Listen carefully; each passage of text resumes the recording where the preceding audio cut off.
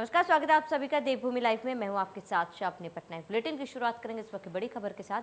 देहरादून में बड़ी खबर, नए राज्यपाल गुरमीत सिंह ने ली शपथ। हाईकोर्ट के मुख्य न्यायाधीश ने दिलाई शपथ। लेफ्टिनेंट जनरल गुरमीत सिंह बने नए राज्यपाल। बेबी रानी मौर्य के इस्तीफे के बाद गुरमीत सिंह राज्यपाल बनाए गए। बड़ी जानकारी, हम जानकारी से आपको रूबरू कराते हैं। तो आज लेफ्टिनेंट जनरल गुरमीत सिंह राज्यपाल बन गए हैं और बेबी रानी मौर्य के इस्तीफे के बाद गुरमीत सिंह राज्यपाल बनाए गए और आज गुरमीत सिंह ने शपथ ली। हाईकोर्ट के मुख्य न्यायाधीश ने उन्हें शपथ दिलाई। तो बड़ी जानकारी से आपको रूबरू करा दे, देहरादून से अहम जानकारी। नए राज्यपाल गुरमीत सिंह ने शपथ ली। हाईकोर्ट के मुख्य न्यायाधीश ने उन्हें शपथ दिलाई है। बड़ी जानकारी, लेफ्टिनेंट जनरल गुरमीत सिंह राज्यपाल बने हैं और बेबी रानी मौर्य के इस्तीफे के बाद गुरमीत सिंह राज्यपाल बनाए गए। तो बड़ी जानकारी, अहम जानकारी, हाईकोर्ट के मुख्य न्यायाधीश ने शपथ दिलाई है और नए राज्यपाल गुरमीत सिंह ने शपथ ली है। तो बड़ी जानकारी इस वक्त की आपको बता रहे हैं, हाईकोर्ट के मुख्य न्यायाधीश ने शपथ दिलाई। बड़ी और अहम जानकारी इस वक्त की, उत्तराखंड के नए राज्यपाल बनाए गए हैं और आज नए राज्यपाल गुरमीत सिंह ने शपथ ली है। बेबी रानी मौर्य के इस्तीफे के बाद गुरमीत सिंह राज्यपाल बनाए गए और आज लेफ्टिनेंट जनरल गुरमीत सिंह राज्यपाल बने। उन्होंने गोपनीयता की शपथ ली है आज और हाईकोर्ट के मुख्य न्यायाधीश ने उन्हें गोपनीयता की शपथ दिलाई है। तो नए राज्यपाल गुरमीत सिंह ने आज शपथ ली, अपने पद की शपथ ली है नए राज्यपाल गुरमीत सिंह ने। और ऐसे में तमाम तैयारियां जो है वो कर ली गई थी और हाईकोर्ट के मुख्य न्यायाधीश ने उन्हें शपथ दिलाई। तमाम बड़े नेता इस दौरान प्रदेश के मौजूद रहे और हाईकोर्ट के मुख्य न्यायाधीश ने उन्हें शपथ दिलाई।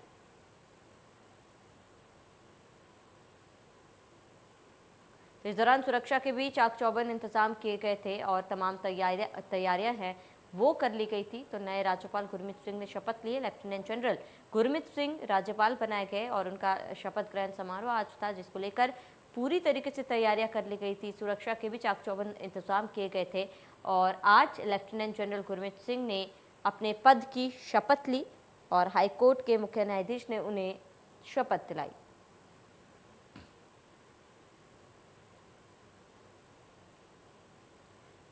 तो लेफ्टिनेंट जनरल गुरमीत सिंह राज्यपाल बनाए गए हैं और ऐसे में हाईकोर्ट के मुख्य न्यायाधीश ने उन्हें शपथ दिलाई। नए राज्यपाल गुरमीत सिंह ने आज शपथ ली और शपथ ग्रहण समारोह को लेकर तमाम तैयारियां कर ली गई थी और कई बड़े नेता भी इस दौरान मौजूद थे। हाईकोर्ट के मुख्य न्यायाधीश ने उन्हें शपथ दिलाई थी। इसके साथ साथ आपको बताते कि सुरक्षा के भी कड़े इंतजाम किए गए थे और भारी पुलिस बल भी तैनात थे और आज हाईकोर्ट के मुख्य न्यायाधीश ने लेफ्टिनेंट जनरल गुरमीत सिंह को उनके पद की शपथ दिलाई। तो लेफ्टिनेंट जनरल गुरमीत सिंह राज्यपाल बन चुके हैं और पूर्व राज्यपाल बेबी रानी मौर्य के इस्तीफे के बाद उन्हें राज्यपाल बनाया गया, जिसके बाद आज उनके शपथ ग्रहण समारोह था और इस समारोह में कई नेता शामिल हुए और उन्होंने आज अपने पद की शपथ ली है और उत्तराखंड के राज्यपाल बने गुरमीत सिंह।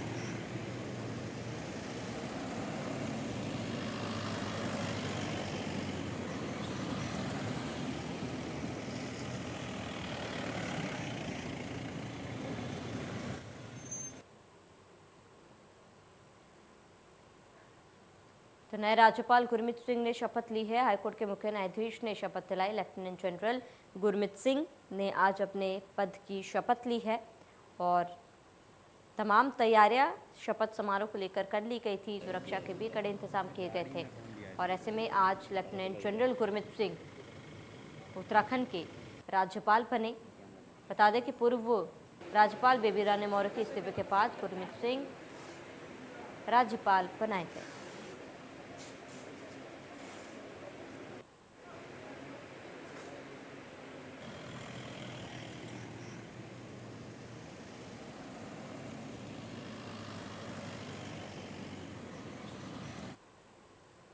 वही ज़्यादा जानकारी के लिए bureau chief doctor Praveen Kumar हमारे साथ जुड़ चुके हैं।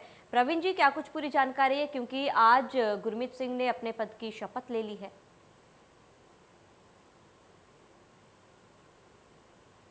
मौके पर तमाम मुख्यमंत्री से लेकर तमाम मंत्री यहाँ पर मौजूद रहे, तमाम अधिकारी मौजूद रहे और उन्होंने शपथ ग्रहण के बाद कहा कि उत्तराखंड में काम करना उनके लिए गौरव की बात है। उन्होंने कहा कि 4 दशक तक मैंने सैनिक के रूप में काम किया है, भारत की रक्षा की है और उत्तराखंड सैन्य भूमि है। यहाँ पर हर परिवार से कोई न कोई फौज में है, सैनिक है, तो ये देवभूमि के साथ साथ वीरों की भूमि है और उन्होंने कहा कि इस भूमि को हम नमन करते हैं। उस भूमि पर जो भी हमारे द्वारा जो किया जाएगा सरकार के साथ मिलकर हम आगे विकास के कार्य को करेंगे। और उन्होंने साफ तौर पे कहा कि यहाँ गौरव की बात है कि मैं यहाँ पर आया हूँ, यहाँ पर केदारनाथ, बद्रीनाथ, गंगोत्री, यमुनोत्री, हेमकुंड साहिब हैं और ऐसी जगह पर मुझे काम करने का मौका मिला है। उन्होंने कहा कि हमारे पास जो भी एक्सपीरियंस है सैनिक के रूप में उन तमाम चीजों को हम यहाँ पर अपनी योग्यता के आधार पर लगाएंगे और काम करेंगे सरकार के साथ। बिल्कुल प्रवीण जी, उनके शपथ ग्रहण समारोह के दौरान वो कौन से और अन्य नेता थे जो मौजूद थे? देखिए, मुख्यमंत्री खुद मौजूद थे, तमाम मंत्री यहाँ पे मौजूद थे। हालांकि कोरोना प्रोटोकॉल की वजह से, कोविड प्रोटोकॉल की वजह से काफी दूर सीटिंग की गई थी और क्योंकि सभी के लिए जो गेस्ट आए थे, मेहमान आए थे, उनके लिए एडीसी की व्यवस्था की गई थी, तो कोरोना प्रोटोकॉल का भी पूरी तरह से पालन किया गया और मुख्यमंत्री खुद यहाँ पे मौजूद रहे, तमाम मंत्री मौजूद रहे, तमाम IAS अधिकारी वहाँ पे मौजूद रहे। बिल्कुल प्रवीण, तमाम जानकारी के लिए हमारे साथ जुड़ने के लिए आपका बहुत बहुत शुक्रिया। आगे बढ़ेंगे। उत्तराखंड में चारधाम यात्रा बंद है और पर सियासत पूरी तरह से चालू है। चारधाम यात्रा शुरू करने को लेकर कांग्रेस धरना देकर यात्रा शुरू करने की मांग कर रही है। एक तरफ कांग्रेस के प्रदेश अध्यक्ष गणेश गोदियाल के नेतृत्व में कांग्रेसियों ने विधानसभा के गेट पर धरना देकर सत्याग्रह किया। कांग्रेस की मांग है कि कई लोगों की रोजी रोटी चारधाम यात्रा से जुड़ी है, ऐसे में सरकार को गंभीर होने की जरूरत है। पर इधर बीजेपी का कहना है कि सरकार चारधाम यात्रा को लेकर गंभीर है और कोर्ट के दिशा निर्देशों का सरकार पालन कर रही है और सरकार हाईकोर्ट के दिशा निर्देश के तहत यात्रा शुरू करने की कवायद कर रही है। पर इन सबसे इतर आम आदमी पार्टी ने बीजेपी और कांग्रेस दोनों पर सवाल खड़े कर दिए। आप नेता कर्नल अजय कुटियाल का कहना है कि यात्रा को लेकर बस 1 महीने का समय बचा है। कांग्रेस अब तक चुप रही और 1 महीने जब बचा है तो राजनीति कर रही है। वहीं बीजेपी पर हमला करते हुए कहा कि अब भी अगर यात्रा शुरू नहीं हुई तो लोगों में नाराजगी और निराशा भर जाएगी। ये यात्रा पिछले 2 वर्षों से कोविड के कारण बंद हुई थी, लेकिन अब कोविड जबकि पूरे देश में स्थितियां पूरी तरह सामान्य हो रही हैं, बड़े बड़े सभी मंदिर खुले हुए हैं, अकेले हमारे चारधाम यात्रा पर सरकार ने इस प्रकार से कुंडली मार के सरकार बैठी है माननीय न्यायालय के नाम पर कि कुछ करने को ही तैयार नहीं है। और कब तक हम हाथ पर, ये यात्रा पिछले 2 वर्षों से कोविड के कारण बंद हुई थी, लेकिन अब कोविड जबकि पूरे देश में स्थितियां पूरी तरह सामान्य हो रही हैं, बड़े बड़े सभी मंदिर खुले हुए हैं, अकेले हमारे चारधाम यात्रा पर सरकार ने इस प्रकार से कुंडली मार के सरकार बैठी है माननीय न्यायालय के नाम पर कि कुछ करने को ही तैयार नहीं है। और कब तक हम हाथ पर हाथ धरे बैठ सकते हैं। हमें दुख होता है कि हमारे तमाम हजारों लाखों भाई जो साल भर इंतजार करते हैं कि चारधाम यात्रा चले और अपनी बच्चों की पढ़ाई का खर्च उस चारधाम यात्रा से अर्जित करें, वो अपने परिवार का पालन पोषण का खर्च इस चारधाम यात्रा से अर्जित करें, वो सब हाथ पर हाथ धरे बैठे हुए हैं। कांग्रेस बौखलाई भी है और इस समय उसको ये भी ध्यान नहीं है कि जो मामले न्यायालय के विचाराधीन हो उसको लेकर जनता को भ्रमित करने का प्रयास है। निश्चित रूप से मैं इसकी भर्त्सना करता हूँ।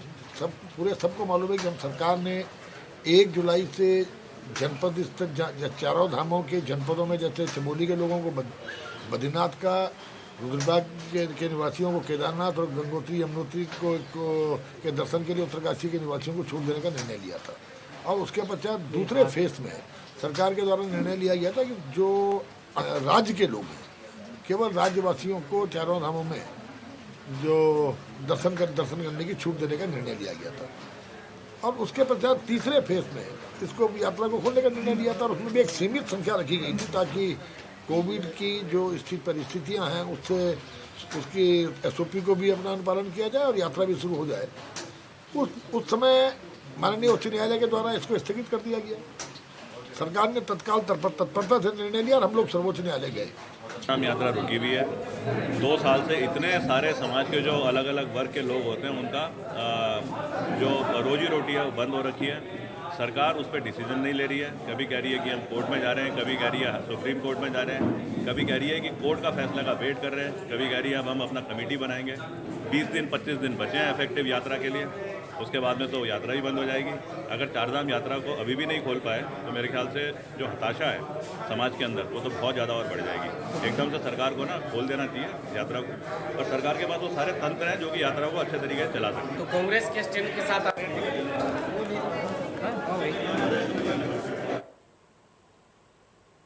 तो उत्तराखंड की सड़कों को गड्ढा मुक्त करने की कवायद शुरू हो चुकी है। अपर मुख्य सचिव आनंद वर्धन ने ये बैठक की थी। अधिकारियों को दिए गए सख्त निर्देश, 30 अक्टूबर तक सभी सड़कों को गड्ढा मुक्त करने के निर्देश दिए गए। भारी बारिश के बाद सड़कों में पड़ गए हैं गड्ढे। राज्य की 1890 किलोमीटर की सड़कें ठीक होंगी। 30 अक्टूबर तक सभी सड़कों को गड्ढा मुक्त करने के निर्देश दिए गए हैं। बड़ी जानकारी से आपको रूबरू कराते हैं। भारी बारिश के बाद सड़कों में पड़ गए हैं गड्ढे। अहम जानकारी इस वक्त की आपको बता दें, बड़ी जानकारी से आपको रूबरू कराते हैं, जहां पर उत्तराखंड की सड़कों को गड्ढा मुक्त करने की कवायद शुरू हो गई है। और अपर मुख्य सचिव आनंद वर्धन ने ये बैठक की थी। अधिकारियों को दिए गए सख्त निर्देश। 30 अक्टूबर तक सभी सड़कों को गड्ढा मुक्त करने के निर्देश दिए गए हैं। और भारी बारिश के बाद सड़कों में पड़ गए हैं गड्ढे।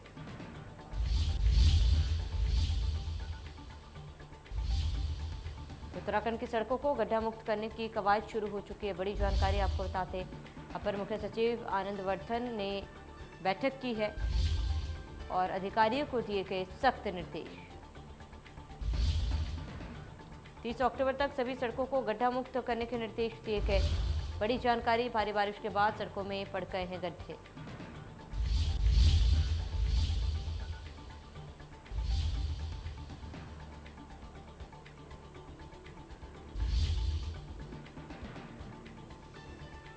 अपर मुख्य सचिव आनंद वर्धन ने बैठक की है। अधिकारियों को दिए गए सख्त निर्देश।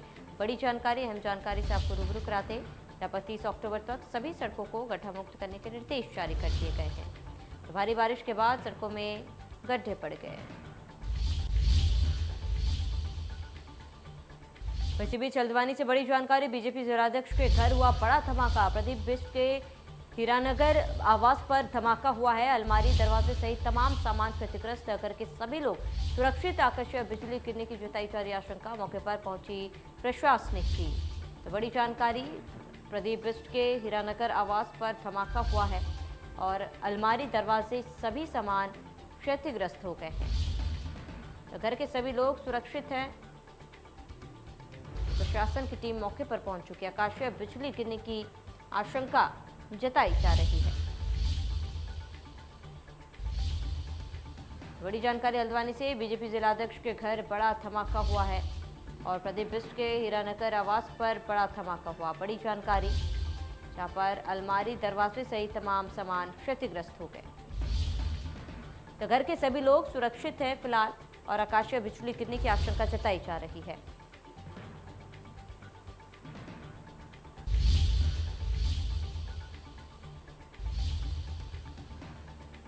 बीजेपी जिलाध्यक्ष के घर हुआ बड़ा धमाका। बड़ी जानकारी आपको बता दें, प्रदीप बिष्ट के हीरानगर आवास पर यह धमाका हुआ है और ऐसे में अलमारी, दरवाजे सहित तमाम सामान क्षतिग्रस्त हुए।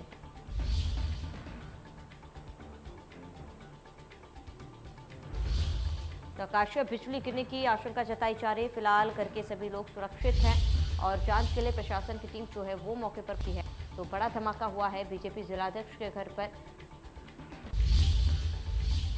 आम आदमी पार्टी की ओर से मुख्यमंत्री घोषयाश्री कर्नल अजय को आशीर्वाद भी लिया। आचार्य कैलाशनंद गिरी ने शॉल, रुद्राक्ष की माला और नारियल देकर उनका स्वागत कर आशीर्वाद दिया। इस मौके पर कि फौज में नौकरी की है, वह पॉलिटिशियन तो बन नहीं सकते, पर अब उन्होंने बाबा केदारनाथ धाम में काम किया तो उन्हें ज़रूर लग रहा है कि बाबा ने हमसे वह काम करवाए जो सबसे ज़्यादा मुश्किल थे। अब मैं उत्तराखंड नवनिर्माण की थीम पर काम करना चाहता हूं, इसके लिए मैं स्वामी कैलाशनंद गिरी से आशीर्वाद लेने यहाँ आया हूं और उन्होंने मुझे आशीर्वाद दिया। करना चाहेंगे, शादीशुदा हम है नहीं, हमारे पिताजी हमको खुद बोलते हैं कि बेटे इन कामों को कर। तो मेरे को लगा अगर उत्तराखंड नवनिर्माण की मैं परिभाषा ले रहा हूँ और मैं कोई काम आगे लेके चल रहा हूँ तो मेरे को जो सबसे बड़ा आशीर्वाद है ना, मैं वो आशीर्वाद देने आ रखा हूँ। और जैसे कहते हैं, ऐ मेरे वतन के लोगों, ये गीत सुन करके अगर किसी के रोंगटे खड़े होते हैं तो इसका मतलब उसके अंदर वाकई में देशभक्ति है। आज इस स्थान में खड़े होकर के सर के साथ में मेरे रोंगटे खड़े हो रहे हैं, तो इसका मतलब मेरे को आशीर्वाद मिल रहा है। तो कर्नल अजय कोटियाल जी बहुत धार्मिक के साथ साथ बहुत कर्मठ हैं, बहुत योग्य हैं, बहुत मिलनसार हैं और सभी आज उत्तराखंड में कर्नल साहब को आशीर्वाद दे रहे हैं, स्वीकार कर रहे हैं। मुझे लगता है कि कर्नल साहब की जो सरलता है, इनकी जो सौम्यता है, उसको महादेव ने भी स्वीकार किया है। इसलिए माँ भगवती काली का दर्शन करने आप आए, मेरे पास आप आए, मेरे बहुत प्रिय हैं आप और माँ का आशीर्वाद, मेरा आशीर्वाद आपको है। कर्नल साहब ने अभी दो बातें कही कि महापुरुषों का दर्शन और मंदिरों मठों का दर्शन, दोनों दर्शन आध्यात्मिकता को और भौतिकता को जागृत करता है, जगाता है, मजबूत करता है, उसे बल देता है। तो इसलिए भारतीय संस्कृति में, सनातन परंपरा में इसका बड़ा महत्व है। मैं कर्नल साहब को बहुत सारा आशीर्वाद देता हूँ और माँ भगवती का आशीर्वाद आपको मिले, मेरी माई का आशीर्वाद आपको मिले और मेरा आशीर्वाद आपको है ही और मेरा आशीर्वाद आपको मिले। कर्नल साहब यशस्वी हों, दीर्घायु हों और कर्नल साहब की जो ओज, तेज और इनकी जो एक क्षमता है वो बढ़े। भगवती उसे यशस्व, कीर्ति और भगवती उसे सहस संबलता के साथ माँ भगवती, माँ काली उन्हें आशीर्वाद दें। ऋषिकेश में सीएम ने ऋषिकेश कर्णप्रयाग रेल परियोजना की समीक्षा की है। विधानसभा अध्यक्ष प्रेमचंद अग्रवाल, सुब्रत उनियाल भी इस दौरान मौजूद रहे। सीएम ने काम में तेजी लाने के निर्देश दिए हैं। रेलवे स्टेशन के रेल विकास निगम के कार्यालय में भी उन्होंने समीक्षा की है। निर्माणाधीन सुरंग के भीतर जाकर भी उन्होंने जायजा लिया। अधिकारियों ने सीएम को परियोजनाओं के बारे में भी जानकारी दी है।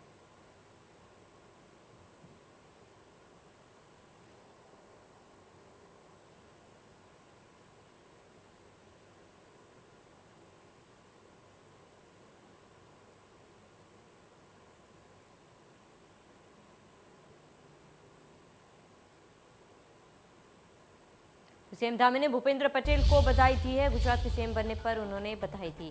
पटेल के नेतृत्व में गुजरात को नया आयाम मिलेगा। भूपेंद्र पटेल को बताया संगठन और समाज से जुड़ा व्यक्ति। बड़ी जानकारी।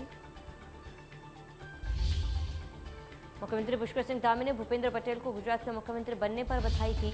उन्होंने कहा कि पटेल के कुशल नेतृत्व में गुजरात विकास के नए आयाम प्राप्त करेगा। मुख्यमंत्री ने भूपेंद्र पटेल को संगठन एवं समाज से जुड़ा व्यक्ति बताते हुए उन्हें शुभकामनाएं दी है।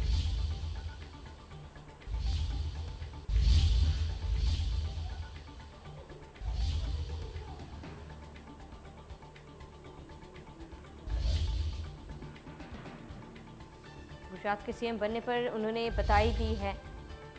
पटेल के नेतृत्व में गुजरात को नया आयाम मिलेगा।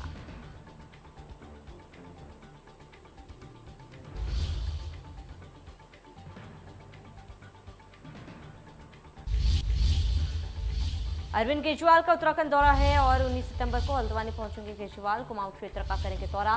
2022 के चुनाव को लेकर करेंगे महत्वपूर्ण दौरा। तो बड़ी जानकारी, अरविंद केजरीवाल उत्तराखंड दौरे पर आएंगे। 19 सितंबर को हल्द्वानी पहुंचेंगे केजरीवाल और अहम जानकारी से आपको रूबरू कराते बड़ी जानकारी, जहां पर अरविंद केजरीवाल का उत्तराखंड दौरा है और ऐसे में 19 को हल्द्वानी पहुंचेंगे केजरीवाल और क्षेत्र का दौरा करेंगे।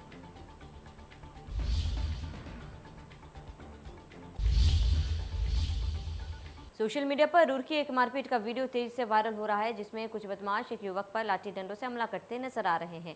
युवक अपनी जान बचाने के लिए सड़क पर जा रहे राहगीरों से मदद मांग रहा है, लेकिन कोई भी शख्स उसकी जान बचाने के लिए नहीं रुका। इसके बाद किसी तरह वह हमलावरों से बचकर सड़क पर दौड़ लगाता नजर आ रहा है। वहीं किसी राहगीर ने युवक की पिटाई और उस पर हमले का वीडियो बनाकर सोशल मीडिया पर वायरल कर दिया। वायरल वीडियो को कलियर के पास धनोरी रोड का बताया जा रहा है, जिसकी जल्द ही पुलिस भी जांच कर सकती है और वीडियो के आधार पर कार्रवाई भी हो सकती है।